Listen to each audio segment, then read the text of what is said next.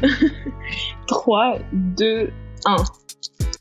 Hey everybody, welcome back to the Babushka Boys podcast with your co-hosts Menelik and Ewell.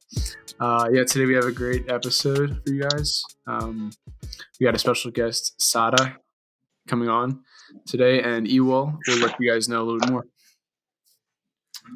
more. Yes, we have Sara. Sara is a very international person. She's like an international mogul, if you will. And she lives in LA. This should be a really fun podcast to make. And roll that intro. The gift that keeps giving like Babushka. Okay, so we're looking at the coronavirus world meter. Cases are at 6.2 million and 373,000 deaths. I think US is at like 103,000, I believe. And yeah, still almost 2 million cases, 1.8 million cases. But yeah, I don't know about you guys. I feel like the people are in America are like not even caring as much about it anymore. Like they're like going out and that's so fast. Not just saying it's probably because of the weather, but what were you saying? Yeah, I'm also like participating in this negligence. But he's a culprit. Very good. Yeah, I'm definitely part of the bad group here. But I don't know. I think it's just a combination of like, the time we spent in quarantine. People get restless, and like when you have states with like Georgia and stuff that just don't take it as seriously. And I think the amount of like cases are starting to go down. Like it's not. I think we already surpassed the peak at this point. Maybe those factors add up to it. I mean, yeah, we could. Yeah. No, I get what you're saying for sure. What do you guys think? What could be the reason? Just like everything. The cases are still like, I don't think that for example, in LA, I don't think the peak has hit. I just feel like no one really cares anymore. I mean, I'm kind of take part in that. Not that I don't care, but like, I don't know. I'm not staying home. So, and like everyone's at the beach. Everyone's on hikes. So at this point, as long as everyone just stays in small groups and wears their masks and is like taking precautions, hopefully it doesn't get worse. Interesting. Wait, so like, what's it like where you are? Like how are people, like living their lives? Like kind of like more or less just resuming back to how they usually. Literally, like nothing happened.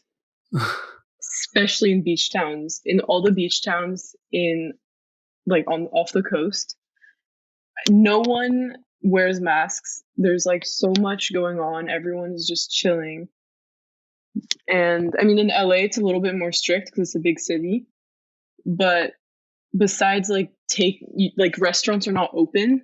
But like I was in Santa Barbara yesterday, restaurants were open. People were sitting in restaurants. So many people were out at the beach, like eating or doing some random stuff. So like everyone's basically on vacation.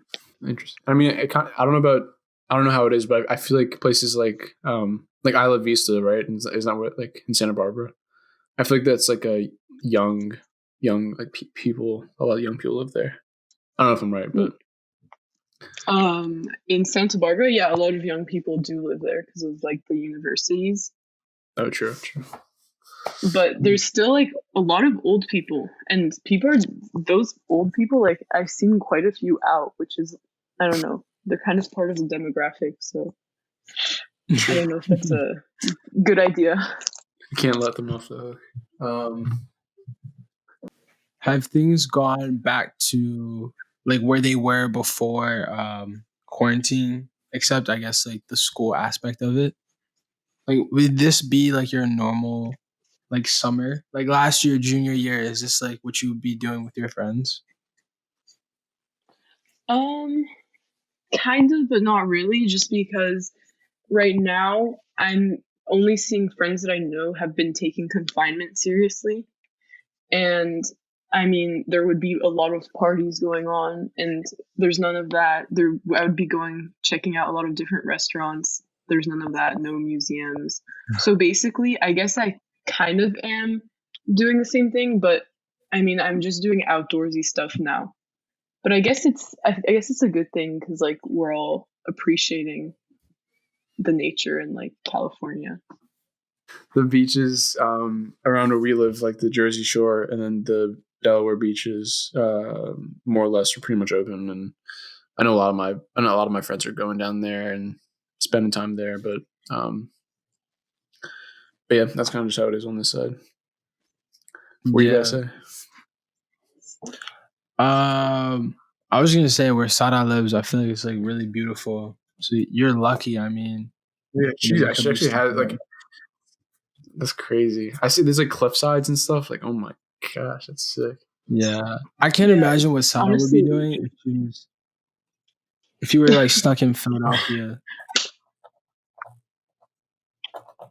I mean, I don't really know Philadelphia enough to say anything, but like, I mean, I guess I would find something. I always like try to find something. So that's good. Yeah, you optimist, but I think we should tell the people that this is our second time recording this episode. Yeah, so I mean, this is FYI. This is our round 2. Basically, we recorded the whole podcast before. I don't know if it was like a week or 2 ago, but yeah, I think. And then at the end, we just had some technical difficulties with actually downloading the audio, and basically decided to scrap it and then reschedule it. But I think the good thing is that we kind of have had enough time away from, talking to Sara, so we can kind of get refreshed and everything, and it'll be all good. Yeah. You summed that up pretty well. I don't know, a little story, a little narrative. And then we were crying and broke down and got depressed. No, I was kidding. It's all right. Yeah. Sara, did you graduate yet? Sorry, you could continue. No, what did you say? I did. I technically didn't have my graduation yet. It's on like the 8th of June, but I finished school 2 weeks ago. So, yeah. And what are the plans for graduation? Congratulations. Thank you. Congratulations to you guys too. Thanks. Gracias. So what is yours virtual? Yeah, I'm kind of salty about that. I've been seeing so many videos of people doing social distance graduations, and we're gonna do it on Zoom. So I've only heard someone doing Zoom ones. Oh. Yeah, same. I feel like the norm is social distancing graduations. But maybe that's a West Coast thing. Perhaps. Maybe. Perhaps. But kind of sucks. But talk to us more about like this school that you graduated from. Like you're a senior now. You've been going there for a while, I'm assuming. So what are your like? How would you reflect on your experience there?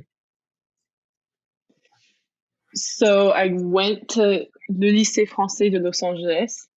So it's like this French school. I've been there for 15 years. So basically since I was 3 till I was 18. Dang. Till I guess I am 18 right now. But anyways, basically it's just a whole different environment because it's mostly Europeans and just foreigners who come from like a French background, or not even, because I don't really come from a French background. And a lot of first generation Americans.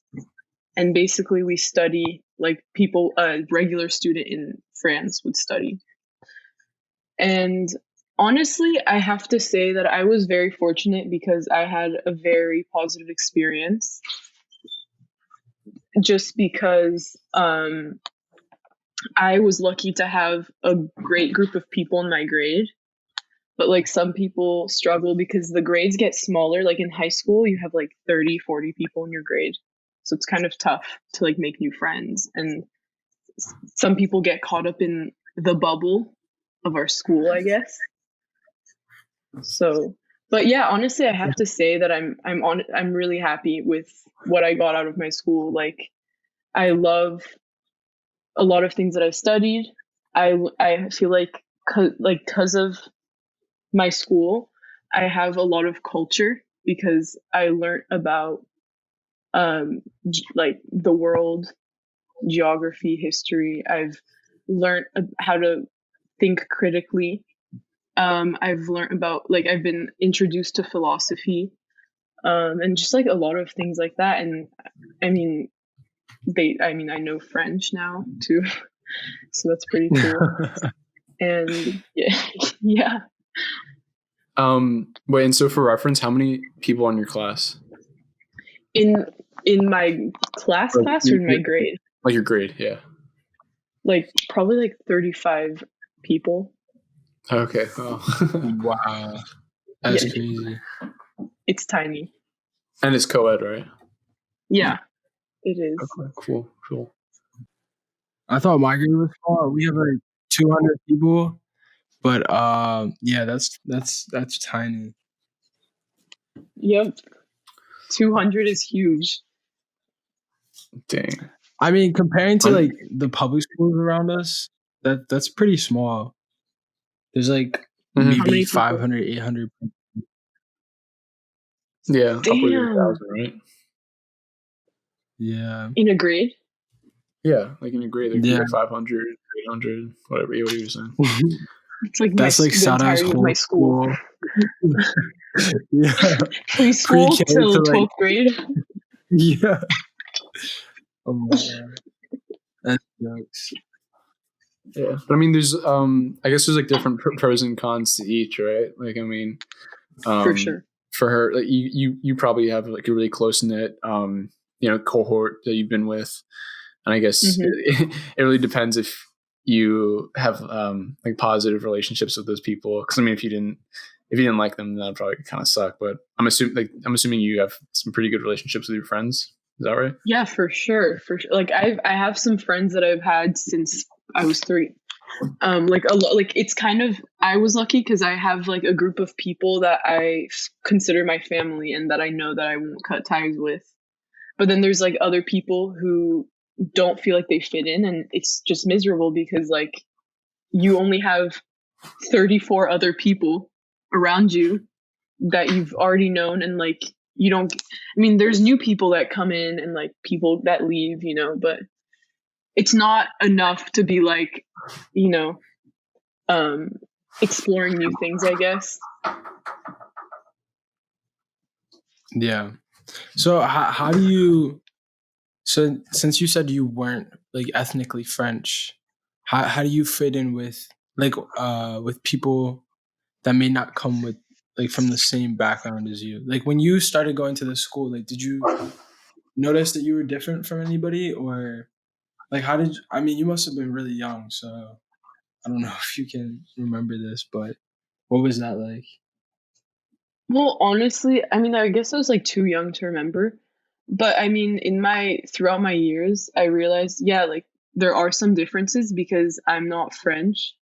But what makes me fit into the whole equation is that I am first generation American and I kind of have like similar culture to these people.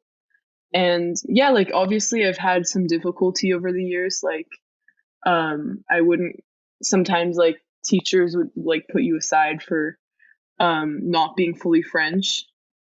I've had that. I've had people make fun of my skills.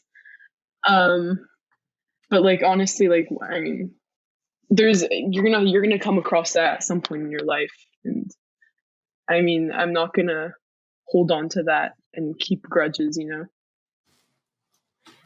So how do you deal with like those kind of adversities? Like when people try to I don't know, I guess kind of make fun of you for not being the same as everyone else? which is like kind of ironic because everyone wants to be unique, but then they're trying to come at you for like that. Exactly. That's exactly like I just think of it in the other way, and I'm like, do I really want to be like everyone else? You know? And also, and also I just like, I mean, at the end of the day, like people are always gonna judge you, you know, like it doesn't really matter. I mean, obviously, like the best thing I could do is just prove them wrong, and so that's what I've been trying to do. So, oh, I like that mindset. Yes, Ada. Thanks. So, so you said you weren't French. So how would you personally identify yourself? I'm Italian Lebanese, so I'm half Italian because my dad's Italian, my mom's Lebanese. So, and I'm from Los Angeles. I was born and raised in Los Angeles, so I guess I have a little bit of that culture in me as well. And then since I've been growing up in a French environment, I guess I am pretty familiar with the French culture as well. So yeah, I'm kind of a mix. So I mean, so would that mean that you speak 4 languages, or? Yeah, I mean, I speak, or at least French, English, Italian, Arabic, and Spanish. Because Spanish is pretty near to Italian, so I guess I got that skill as well. Dang. So yeah, I mean, I guess that comes with it. Wait, so you learned Arabic from being Lebanese, and you learned Italian from being Italian. You learned English from living in LA, and then how'd you learn Spanish? Is that just like a hobby you had? You're like, I'm about to learn Spanish. No, actually, I since it's super close to Italian, it was kind of like it was easier for me to learn it, and also because I just know a lot of Spanish speaking people. Just because LA, there's a lot of people coming from Latin America, so like it's just like a lot of people know how to. I mean, most people in LA know how to say like a minimum in Spanish, you know. So I was like, I guess like because I know people, who only speak Spanish, I kind of was forced to learn. I mean, I'm not perfect, but like I could hold a conversation. Yeah, that's really interesting because I feel like in America in general, I mean, I might be stereotyping here, but like that's hard to come by where people are willing to accommodate English with another language. We're like willing to learn. I mean, at least in the East Coast, from what I've seen. Minus America. I definitely agree with what you're saying, you will. I mentioned like the little joke before with what do you call somebody that speaks 3 languages, trilingual? What do you call somebody that speaks 2 languages, bilingual? And what do you call somebody that speaks 1 language, American? American. Yeah. But you know, so funny. It's still funny.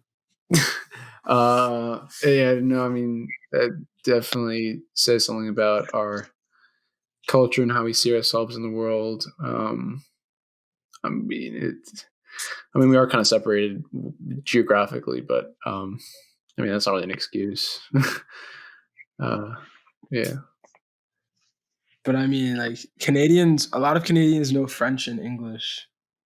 So, I mean, I'm sure Spanish will start slowly becoming like a real second language here, but is it the second language of America? I think it is.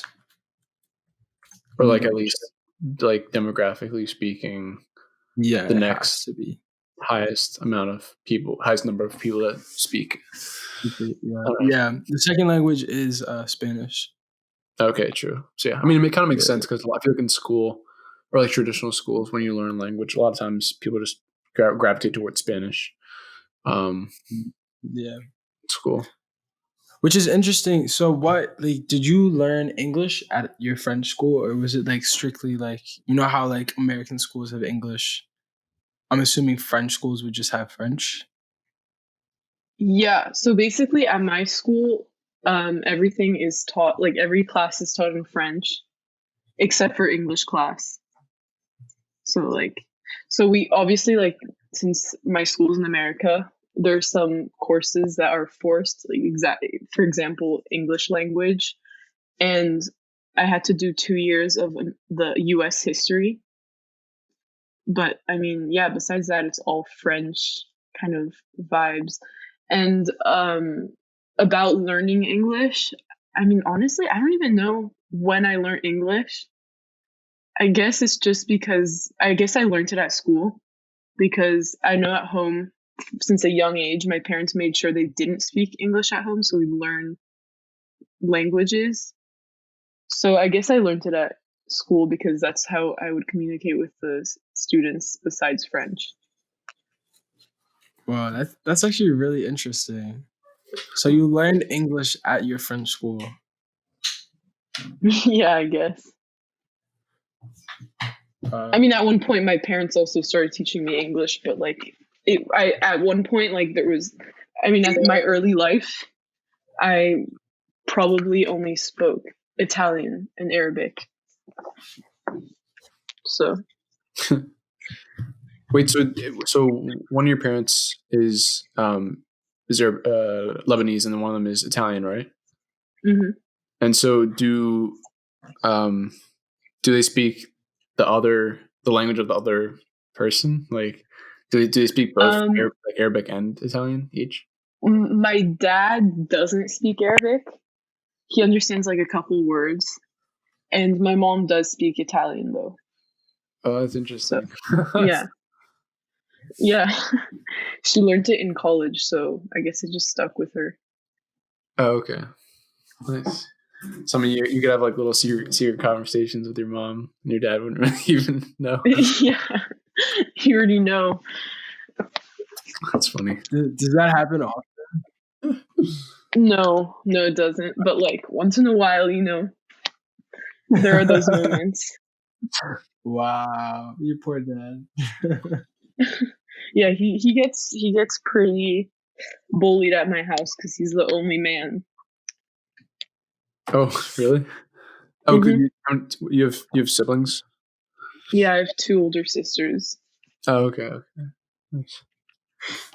And do they speak the same languages as you do? Yeah, they do. So they all speak Spanish, Arabic. Yeah. Oh wow.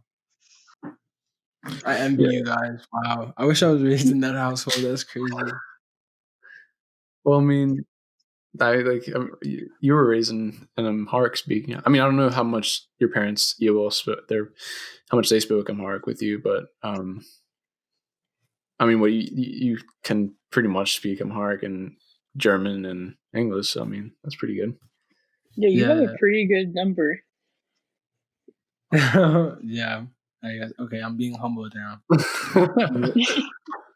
I mean, there's definitely something to say about like having parents who speak another language. Like if you're living in America with parents that are immigrants that speak another language, and like making sure like they actually use it with their kids. Because like my mom's Ethiopian, she speaks Amharic, and then my dad's French Canadian, so he speaks French too, but I can't really speak any. They just spoke English with me, which is like kind of disappointing. But I'm working on it. Now I got to do all the work on my end. But but I feel like your mom definitely does speak more Amharic. But I've never heard your dad speak French before, or at least in front of me. Yeah. Well, I think it was his first language, and then after living here for so many years, I think he like didn't use as much and kind of lost it, I guess. But like it's still there a little bit. It's like he listens to this. He's like little. Oh, petite bébé. Yeah, There you go, man. I've actually been practicing French just because I used to take it and I used to enjoy it before I switched to Spanish. I mean, Chinese. And lately I've just been listening to French news like on my phone. Nice. And like I was like, okay, this can't be that bad. Like similar, but it's actually like I'm like, what the hell? Like, what are they talking about? But no. Yeah, I don't know how you guys conjugate so many verbs. You kind of just because like when we were in elementary school, that's all we did. Like that's what we learned. It just kind of comes, yeah. Like you literally would. I remember my mom like before school, I would like at breakfast she would give me verbs like on a paper, and I'd have to like conjugate all of them. Oh my god, like, some intense stuff. But like you get honestly like I don't know. It comes like after a while of like constantly memorizing it and like repeating the conjugations, you kind of get used to it, and then it like comes naturally. That's cool. And I mean, after you kind of learned French, then it gets kind of similar to the other like Romance languages like Spanish and Italian, right? And like the ways they get conjugated. And I don't know. Am I? You can correct me if I'm not. No, you're right. Like it's pretty similar, and like French and Italian are pretty close. And Spanish, Italian, really close. Even French and Spanish. That's why like people in my school are able to finesse Spanish class. I like the way you describe that. Yeah, like the things that you hear are crazy. People change letters in like French with French words. They change letters like with like and add an O at the end or an A to like try to sound Spanish. That's cool. Actually. I mean, that's interesting. That just shows how much like the languages stem from each other. Yeah, just pretty interesting. Dude, I don't know how you describe it, but in learning Chinese, do you think it's easier than or harder than how people usually perceive it? I mean, from my personal experience, I feel like my Chinese teacher, especially freshman year, she really like dumbed it down. And like there's this thing called pinyin, which I know we both use, which is like the English version of Chinese, which sounds weird, but it's like phonetics. Yeah. For characters. So you don't have to memorize characters like right away. So I guess that makes it a lot easier. But there's this huge misconception that like Chinese is really like it's not intuitive, like it's really abstract. But I think really anyone, if you make the time, you can really learn it. Like I know people who've like are semi-fluent and who have just taken it on like Duolingo. But what has your experience been like learning Chinese? Dude, honestly, the weird thing is like if you hear it without any knowledge of how it works, it sounds like gibberish or just like but I think the weird thing is that it's like really intuitive in the way that it's organized. I always think of it like it's a math problem or something. It's like it's in play. Like when you ask a question, it's like ni ji sui la, which is like how old are you? But like one little character can be swapped out with the answer, and you say the same exact thing, but like with a number, and it's like I don't know. It's always just like a plug in, like this plus this plus this, and there's no like conjugations or anything, so that you can forget about that. And I mean like the numbers. Yeah. You explain how that goes. I mean, with the numbers, I mean, the first three numbers are rarely like I mean, anybody could learn that. Like E is one, where it's just literally like one dash, and then is like two dashes, and then sun is three dashes. And then I mean, when it goes to 4, it gets more complicated, but like not really. It's just like two dashes that are horizontal. But Wait, no, I don't even think that is 4. But That's funny. just messed up right there. But yeah, it's really not as hard as you think. What'd you say? Remember how in that book by Malcolm Gladwell he was describing the tens, or like just like how the placeholders make it so that it's really easy to just do numbers in general, just memorizing. Oh yeah. Oh man, we should explain this concept to Sara. Wait, Sara, would you ever consider learning Chinese?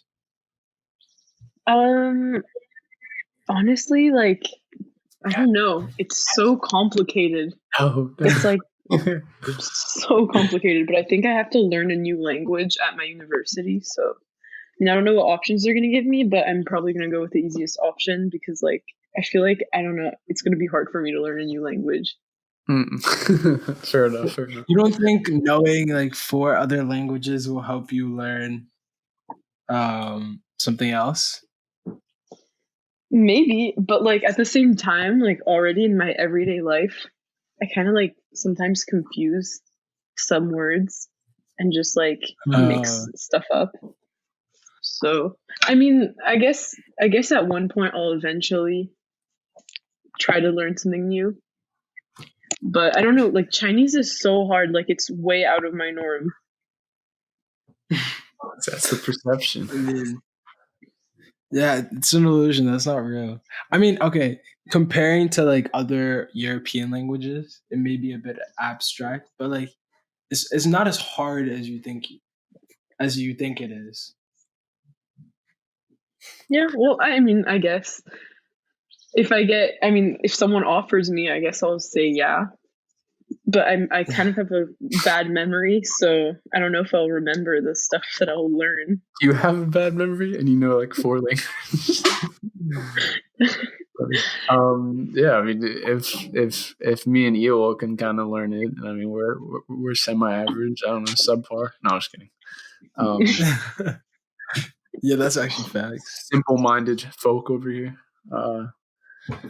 Nah, but no, it's up to you, obviously. Yeah, that'd be cool. So I mean, wait, so in your university next year, you have to study just like any language, or like do you have to wait till? Well, basically,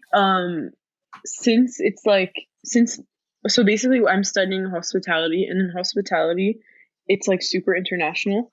So it's really important to know as many languages as possible because of the internationality. So they're probably going to make us learn a foreign language. Mm-hmm. Okay. And wait, did we? I forget. Did we already discuss like your plans next year or no? In this one? No, we haven't. Okay. Yeah. So we should get. Let us know what are you looking at next year? What kind of path are you tending towards? Where's Sara going? So I am going to École Hôtelière de Lausanne. So it's this hospitality school in Switzerland. And basically, it's so like literally it's only one course for everyone. Well, I mean, there's like masters and whatever, but like I'm doing the bachelor's degree. And it's a 4-year program. So the first years are preparatory year. And so I'm going to learn about I'm going to be practical learning. That means that I'm going to learn about how to like deal with customers. I'm going to learn about wine tasting. They're going to teach me. So yeah, one of my classes is wine tasting. I'm going to have a class of like how to be like a bartender and shit and like all this type of stuff. And the second semester I have to do an internship. So I'm probably looking at London, Barcelona, or Madrid to do my internship. And basically it has to be in a hospital, like you just have to find an internship. You can do it anywhere in the world. And it's just for work experience. And so basically the reason why we have this preparatory year is because they kind of want you to start from the bottom because once you make it like to your final year and you graduate, they want you to know all the ins and outs of the business, and they're trying to groom you into being like a boss or like a CEO. So yeah, I'm kind of excited, a little bit nervous, the usual. That's super unique. I haven't heard of any schools who are along like the same lines as that. Are there any schools in the US that have like the same program or curriculum? I know that, so like the US competitor is the hospitality program at Cornell. But I don't know if it does the same, like if it's the same learning process at all. But besides that, I mean, I haven't really heard of any like very specialized hospitality universities in the US. And so what are your goals down the line with it after graduating? My goals are it's a good question. Or you just like, let's just see what happens. I mean, I used to have like my like dream was, since I was 10, my dream was like to open a restaurant, and then it kind of grew, and then in like at the beginning of high school, I was like, no, you know what, I want to open a chain of hotels. But honestly, now I had like with quarantine, I've had a lot of time to think. And I don't know, like, I just know that I want to be in hospitality, and I want to do something, like, I want to, I don't know, I want to help people out, and that I want to do something creative. I do know that I'm going to open my company at some point. I don't know what it's going to be yet, because at this point, there's so much stuff that I love that I want to incorporate into my career, my future career. Because like, I don't know, like I come from an artistic background, and then I'm really into like art, fashion, like I'm also really into food. So like, I don't even know at this point. What I'm going to do now is like, when I graduate, I know that I'm just going to explore my options. So try a little bit of everything and see what suits me best. One of the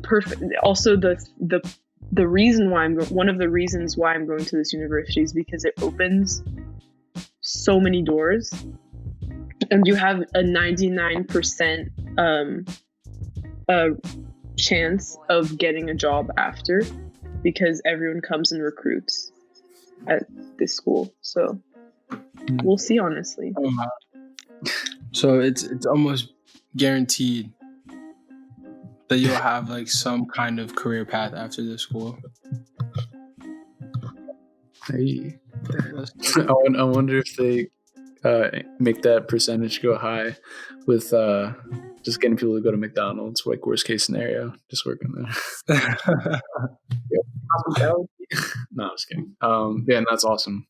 Best of luck to you. Dang, that's so sick, actually. So in your decision process, I guess you did have, I mean, you probably had various options, international options, probably from the U.S. Maybe some schools in London, England, maybe France. I don't know, but like, was there something about American schools that you tended to gravitate away from?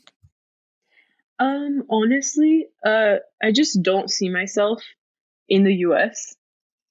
For university. Just because one of the reasons is just because I feel like it's not very diverse. Like I want to be in a very international environment. So like, I don't know, I have a fascination for like different cultures, and like the programs just didn't suit me. So I was like, there's no point in applying. And also I did not want to take the SAT. So yeah. But honestly, like I only applied to three universities. So okay. Yeah. And were any of them in the US? No. Oh jeez. So they were all abroad? Yeah, 2 in Switzerland and 1 in Spain. Dang. I feel like I'm like the odd one out now, because Sarah's going to Switzerland and Elo's going to England. I'm gonna stay in old Delaware on the East Coast, baby. No, that's cool. That's cool. I don't know. I think I don't know much about the European education system, but it definitely seems really interesting in comparison to the US.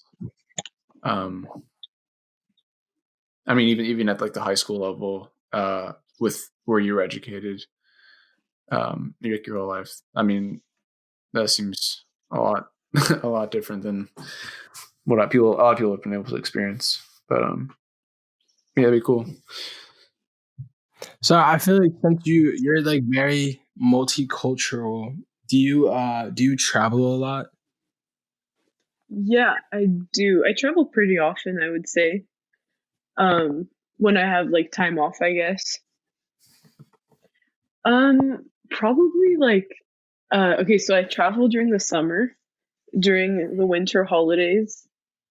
Mhm. My February break, I usually leave. And then like sometimes on So April break, where this is February? I'm really sorry, curious. Where is February. Sara? So the last 2 years I've been in Paris for February break because it was like the week after my birthday, so we just go for a week. Did you go this February? Yes, I actually did. I had a great time. Ooh. Okay. What was that experience that you described that one time when you guys were like talking, and then I think she just like decided, or something, like one day she just like decided to leave. Oh, yeah. So, all right, this is from my perspective. So it seems as if Sara she went to a school that like gives her off like at least once a week every month. So Okay. she just decides, willy-nilly to go to Paris for a week. I'm in school, I'm Snapchatting her with like my shirt and my tie on, and then Sara's just like, yeah, we're getting lit tonight in Paris. And I just see like all her Snapchat stories. And it's like her and her two friends. She brought friends with her. It wasn't just her. That was the greatest part. I'm like, wow. So yeah, it was amazing to see Sara strive like that. I mean, if you had time off, I would have invited you guys, but I mean, that would have been lit, the whole gang movement. But who were the friends that you went with? Was this like, did you guys like pre-plan this, like, or was it like more of a spontaneous trip? well, it was like, so two of my best friends came with me, Leia and Justine. Shout out to them. Shout out. But basically what happened was like we said that we were gonna go, and then my mom just decided to like pretend like we weren't going, and then on my birthday they're like, yeah, we're actually going, and so yeah, and then we went. I see. So this was like a birthday gift almost. Yeah, basically. That's cute. Take Spirit Airlines. Yeah, I mean, basically, I really wish I could. No, honestly, it's like one thing for me is that I always like, for my birthday, I just kind of want more of an experience than like a material good, because like memories are more expensive, Like, I mean, not more expensive, but like you can't pay for that. They're more cherishable. So I kind of ask for like, yeah, exactly. So like I ask for more of like a trip rather than like an actual gift. Yeah, I started doing that too, but I think much later than you probably started doing it. But where else have you been to? Like where do you December, or where do you July? Well, in December, usually I go, well, the last few years we've been going in different countries to ski with my family. This year we went to Courchevel. It's this place in France. Highly recommend. It's a really good ski area. And last year we went to Austria to ski. That was pretty cool too. Yeah, we usually ski or because it's like very family trip, so we just like try to go somewhere new every time. And in the summer, lately I've been doing a lot of things with my friends. I just like I usually am like in Europe, and then we have like a 2-week thing with my family, and we go somewhere. Last year, our 2-week family vacation was in Peru. But yeah, like we try to explore a little bit, and I mean, I love being in Paris just because it's like really easy, really fun to go to. So I always end up there somehow. That's dope. So, what is the best ski area that you've been to so far? The best ski area. That's a good. I really liked Courchevel. If like we want to be in like Europe, Courchevel was really cool. I got to give it to them. But in the US, I really liked skiing in Colorado. Oh, so like, have you been to what? I'm sorry. No, continue. I was going to ask you if you've been to Vermont, because I know that's another like ski area in the States. I actually haven't. I haven't like we used to always go to like places in the US, and my mom was like, since both my sisters are already in Europe, my mom was like, okay, let's just start going to Europe. So I think you said once that you've always wanted to go to like the Eastern countries, like I forget which one, like what was it, Japan, I think, or Korea or something like that. I really want to visit the Philippines and Vietnam. Oh, okay. Yeah. Oh, you have to let me know when you go to Vietnam. I heard it's like a really beautiful country. Yeah, it is. And just like, first of all, already food level, amazing. Yeah. I knew you were going to say their food is amazing. Their food is actually so bomb and is amazing. It's so good. And then just like it's just so breathtaking. Like I keep seeing photos and like all this stuff, and it's just so beautiful. I feel like it's underrated, but what I like is that it is underrated because then there's less tourists going on and it stays true to itself, kind of. So I really have to visit it soon. So yeah, and like the prices are super low right now since since it's not as visited, and also because of coronavirus. But yeah, that's facts. Thailand is also another like East Asian country that has like amazing food. Yeah, I went to Thailand. It was super cool. Highly recommend. What was your experience like there? It was well, I mean, I didn't get to finish my trip, but I went to Bangkok, and then like I don't remember the other place that I was at, but it was really cool. Like everyone's super nice there. It's really cool, really funny actually, because like people don't realize like how nice, like compared to the US, like they're really nice to us. And the I just ate so well. I ate so well. The views, amazing. Wow. Have you been to Japan? Yes, I have actually. I went there last April, I think. Yeah, last April. You should definitely, if you go in the spring so you can see all the cherry blossoms. Yeah. The culture is just really interesting, and just how clean and like organized and everything is, and how you could find like good food anywhere. Yeah. And the Japanese culture is really unique. I think it's unparalleled to almost anything else we have in this world. Yeah, for sure. And, were you able to go skiing on Mount Fuji? No, but apparently the skiing in Japan is really cool. So that's like the next ski trip, hopefully, that we'll hit up. Maybe. Oh, that'd be good. Well, I've never even heard of people skiing in Japan. Really? Yeah, it's like meant to be incredible.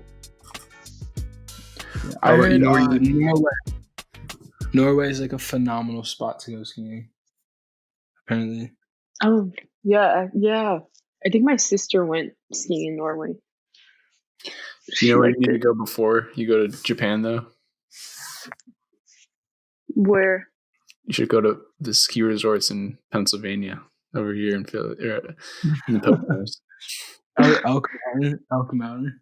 Unparalleled, let me tell you. Really? What is it like? I'm actually genuinely. I mean, that's the only place I've ever been to. So I mean, it's it depends. I don't know. I mean, have you gone skiing or snowboarding in that Poconos? You know what's crazy? I've gone skiing elsewhere, but I've never properly skied. I mean, I've skied on my driveway. That counts. Oh, what? Oh, dude, What? that's a good idea, actually. No, I have a really steep driveway. So when I was really little, I'd take my little practice skis and do little laps. That's so cool.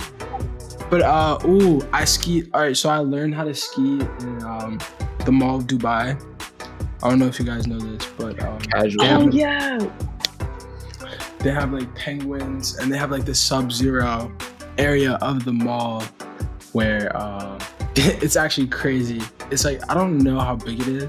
I say it's about like the size of a football field, but vertically as well. So maybe like 2 football fields, but like, I don't know, I'm not explaining this right. But basically they have like a couple of slopes. It's pretty big. And before I went to Dubai, I had no idea how to ski. And then I got lessons for one day, and then I came back the next day, and then I was like going down like the Black Diamond, and then there were like penguins next to me on the other side, and then like I was doing all this stuff, and then I'd break my ass a few times, but it's part of the game. Skiing was lit. Pretty dope. Yeah, it was cool. That's a little insight into Eol's life right there. The adventures. Okay. That's like probably the dopest thing to happen to me, but okay.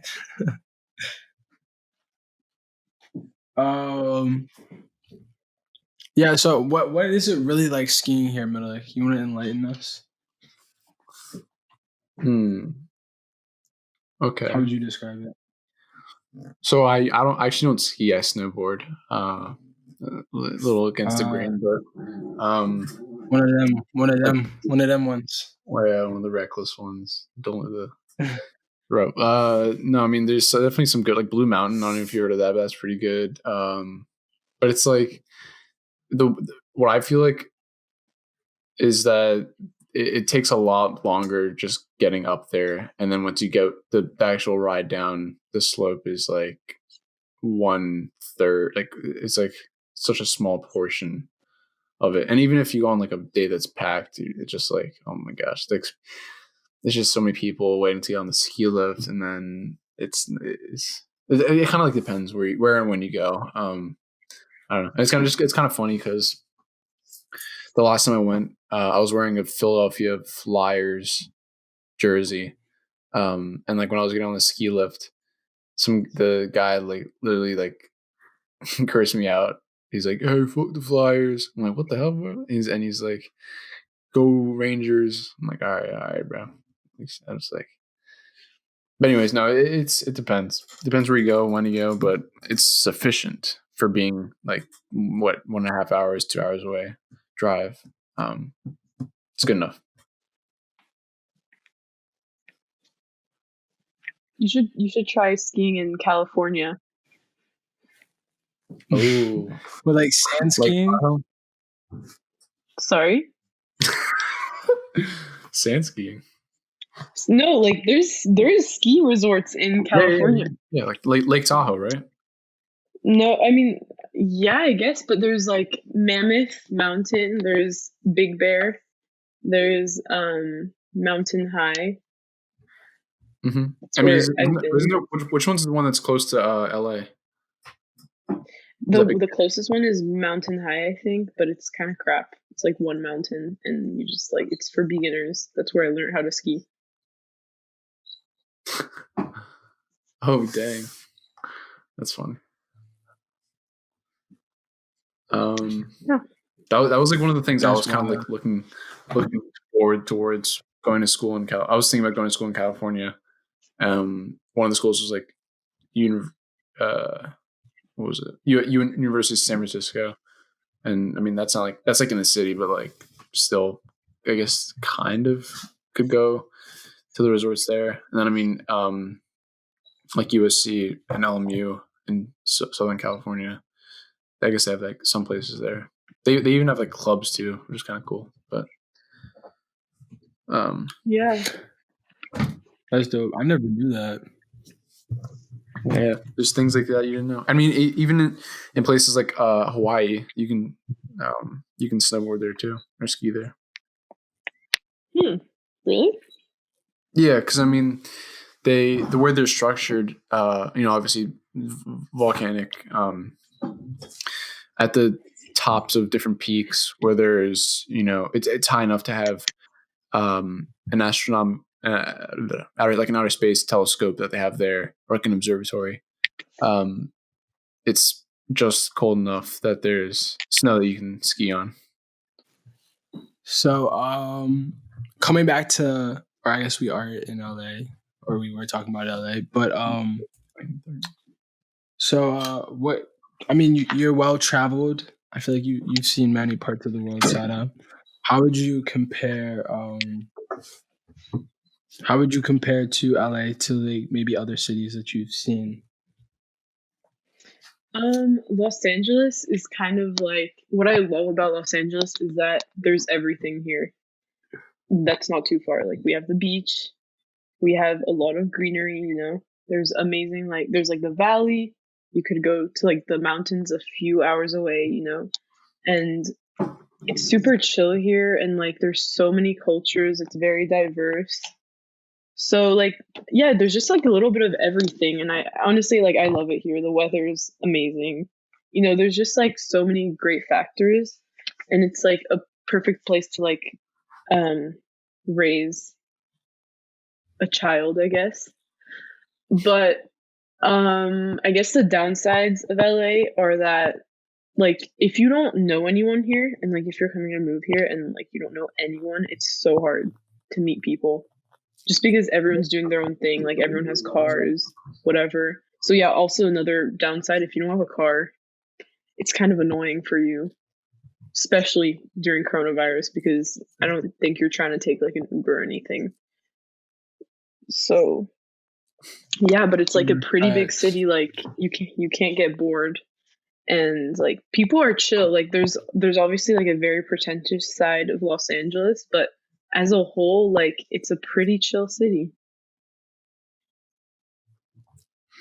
There's some TV shows that I've seen. Anyway, in some like different reality TV shows and stuff. I don't know. It kind of portrays the people that live there, or I guess in that area, as really, either stuck up or fake, or yeah. I mean, there's like a huge stereotype of like LA people are fake. I mean, yeah. I mean, there's everywhere there's fake people, So like, I don't think LA in particular has like the fakest people.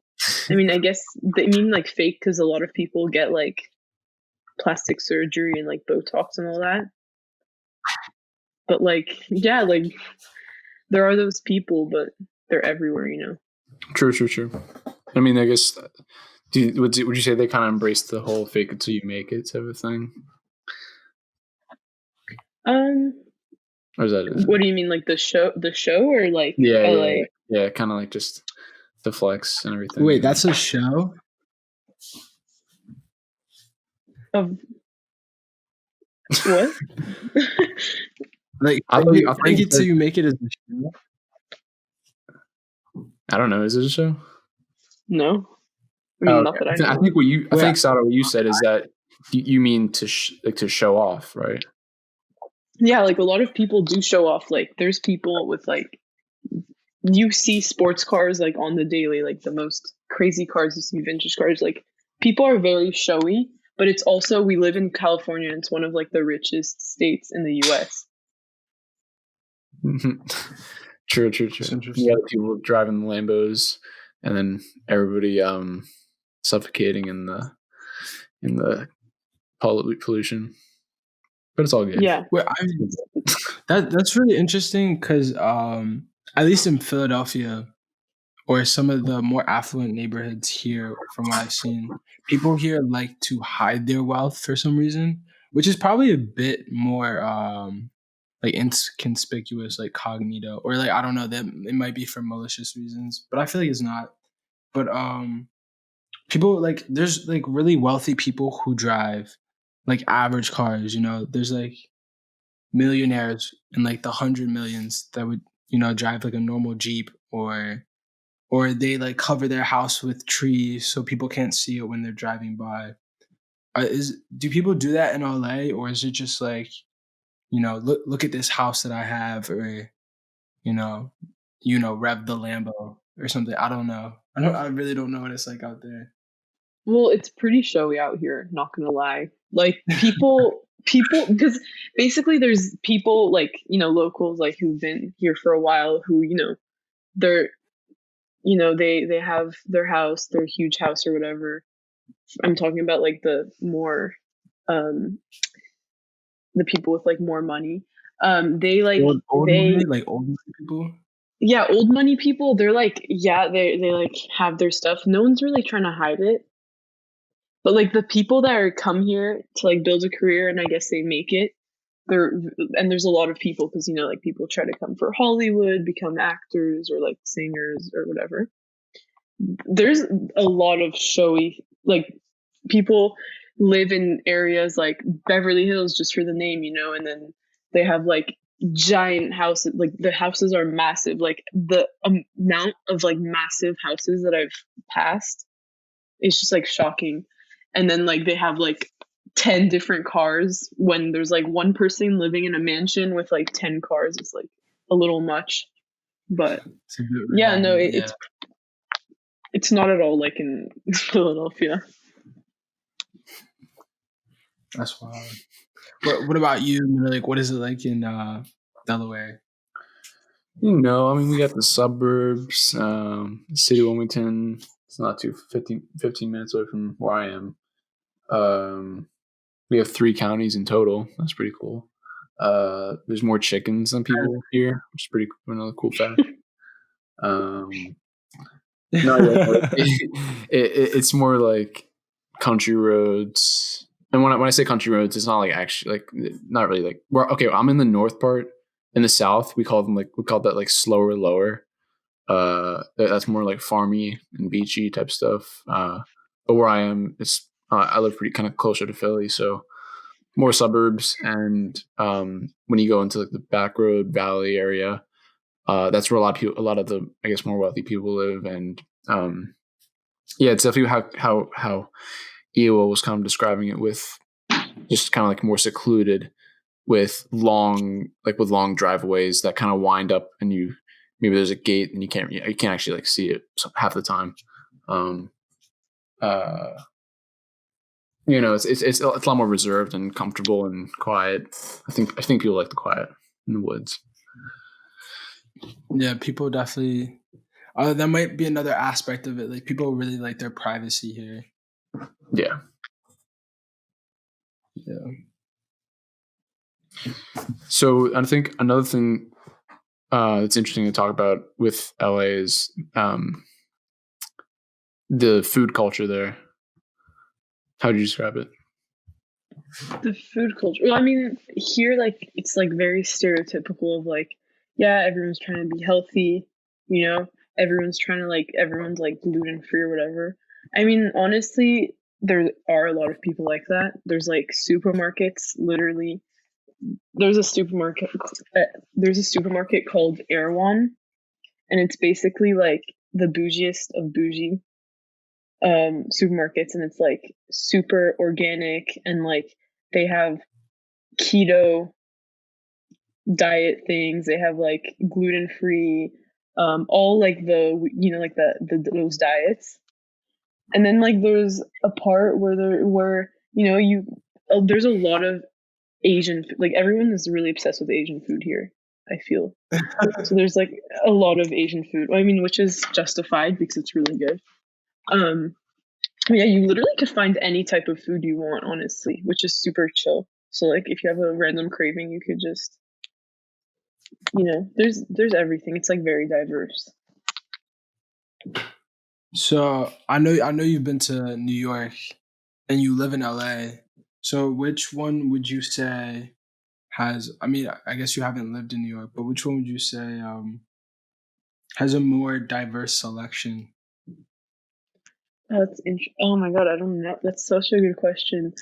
I mean, I guess I don't really know New York enough, but like I guess since LA is bigger, I guess there's more selection. I mean, I don't know. I mean, I guess I can't make that claim, but that's like my perspective. Like that's my perspective and what I saw, at least. Yeah.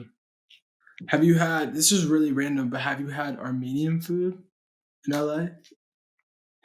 Probably. Yeah, I think I have. Like once. There are a lot of smoothie shops. Yeah, there are a lot. There's so many. That's hype. Probably overpriced, right? There's a lot of them that are super overpriced. People literally go there and they there's like this thing that's pretty prominent, like a juice cleanse, and like you for like 3 days to like a week, you just survive on juices, and like all these stores accommodate that. That's actually, I mean, that's interesting. That's wild. Yeah. Yeah, it is. So I think you were talking about your interests in food, right? And then is it true that you have your own food Instagram or social media platform? Yeah, I do. Yeah, I do. I kind of like started it because like people would always ask me where I would eat, because I would just like do like a little Snapchat story, and then it kind of like snowballed from there, I guess. I mean, now I'm not really eating out, but like I kind of once in a while I post what I eat at home to like compensate. But yeah, I just do it for fun, and it's just for my friends and like family or whatever, to because I'm like, every time someone, like, it's so funny because actually people text me, they're like, yeah, like I'm going to see this person, where should I eat? And I'm like, I don't know, like, what? And so I like give them like a list of options. So I guess that's why I did the account. That's cool. So you're kind of like a food connoisseur.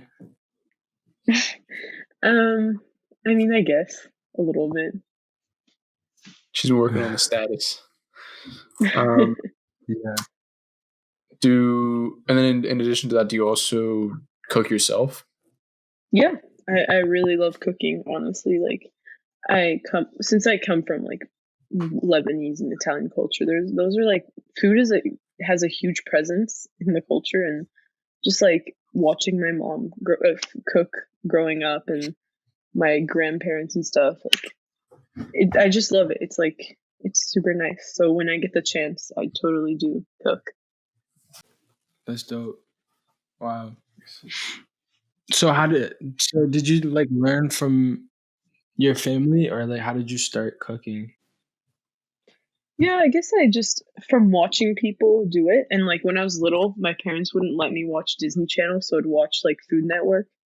So I guess I kind of yeah, my parents wouldn't let me watch Disney Channel just because they're like, yeah, I don't want you to get the attitude of these kids and all this type of stuff, the rude parents and all that. So like I would watch it secretly, obviously, but like when I was being supervised, I would watch Food Network. Wait, do your parents know now that you watched Disney Channel when you were little? Totally. I mean, obviously, I told them now. Like before, it was like a whole process. I thought I was a rebel, but yeah, no, it was. My mom was like, "Yeah, you're not allowed to watch Disney Channel, all this type of stuff." No, I mean, is it the same thing for like a cartoon or like Nickelodeon or like SpongeBob? no, I could watch like cartoons and stuff, but like personally, I was not a huge fan of SpongeBob, and like it just get boring after a while. So like, True. it's like might as well learn things, right? Yeah. Wait, so you would really watch the Food Channel instead of Disney Channel? Wow, that's actually kind of impressive. I don't know if I would have like the patience or the will when I was younger. Yeah, or if I get bored of that, I'd watch HGTV, and it's like houses. Yeah. So like kind of since the youth. Yeah, I'd like alternate, you know.